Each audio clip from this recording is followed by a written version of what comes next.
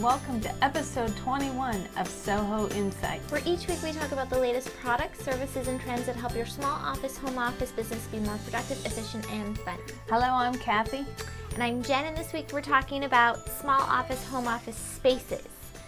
So the actual design, the look, the feel, how you work in a space. A lot of you are either starting a business or you have a business. Well, that's really the two categories that goes into. But for those of you that already have a business that you are working out of your home office, maybe you need a facelift or a whole other space really. Maybe you're working off of your kitchen counter. So this episode is for you. This is going to be a good one because you have to have some kind of place to go into especially if you're online like us and feel like you're at work and feel professional. And I even have a little commute that I go to. Yeah. And we'll talk about all this. You should know, though, a lot of people still don't really understand this, that we walk the talk. We work out of a small office in our home offices, and then our servers are in Seattle in a data center. So they're not in our basement or anything like that. But anyway, so moving on, the first thing that we're going to go over is kind of unique creative spaces. So for those of you that maybe have a smaller house or that you have kids taking over the house, these are really fun ideas for you to start thinking about. So the first one is office in a closet. And there's 4 photos that we got from Sunset Magazine. We love Sunset Magazine. Yeah, We're when always exactly going through did those. we? 90, I don't know. I feel like 94, Sunset Magazine 90. has been in our household since I was born. Just about. Actually, yeah, pretty close to. So my grandmother then bought me a subscription when I got married. And so this first one is the office in the closet, and I wrote about it on my blog when I first started working for Ovaleye. And the whole idea is that this high-powered woman turned her closet. She did a whole home renovation, though, to make this happen.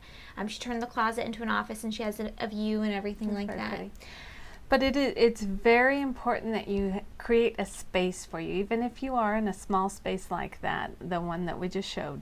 Make it your own and somewhere where you can go. But do you think that's totally practical to be in a closet? Sure, why not? No. It is nice though that you'd be able to close it and just like leave the office for the day. Yeah, I like a window. Would you work out of your closet? If I had to, yes. Okay, so the second one is a mobile home office. This one is really cool. I've never seen this before. I thought this was a really cool idea. Well, and I think it said it was a landscape architect or somebody like that was kind of, you go to your house type of a consultation business. And how much buzz would that generate that you bring your office to your client's house? How cool. Yeah, there's been a lot of buzz in Duval about a van that somebody just bought and will be renovating it, so it's kind of fun.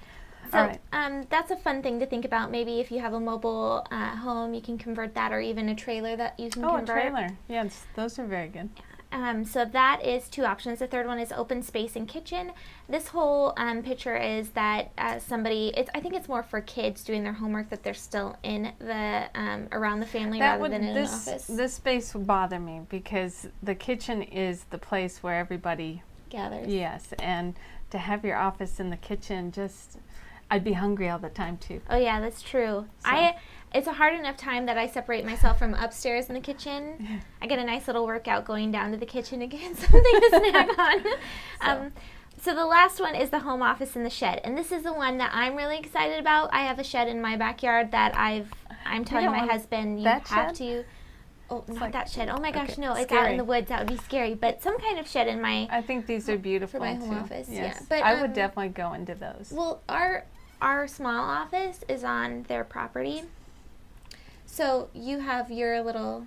Well, when I first started Main Street Music many years ago, it looked horrible because we had every poster that we ever did, and all the bands that we liked, we'd put all their posters on the walls. And that's why I was sitting in the office today, and I tweeted one of our hosting clients, my business BFF, Megan Thomas Inc. That's her name on Twitter. And I was like, you need to come and style it in here. Because you really have to. It was just too messy and cluttered, and we had boxes of stuff. But what I was getting at with the shed thing was that having it detached from the house, you commute. Like that's your little commute in the morning, is walking outside. It gets me out, going from the house to the office, the short distance. It makes a big difference. Yeah.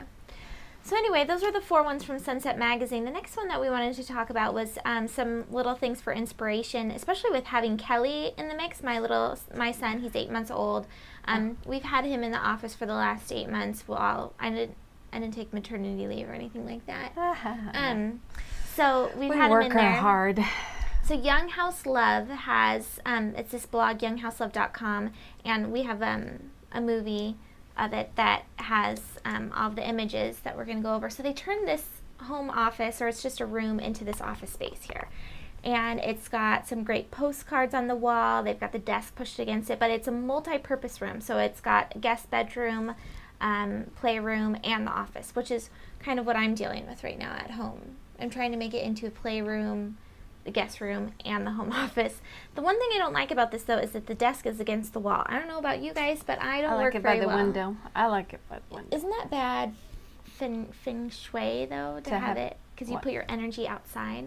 I don't know. I just like to look outside. This next picture, I really like this because this is the ideal space that your cords are all organized and pretty. My cords are not like that. Who has a space like that? It's pretty nice. I want a space like that. Okay. So this one is kind of showing the other side of the office where it has the couch. A couch. I'd want to lay on it during the day. But how nice of that would, I mean, to have a baby in that space would be really nice rather than just the desks and everything. Right now, the space that we have with Kelly is a walker. Yes, and then our little cubbies in the back have little toys that he can reach around. Yeah, it's fun. Well, I like this one that they have the toys hidden. It's a good idea. So you're able to have that office space or the guest room.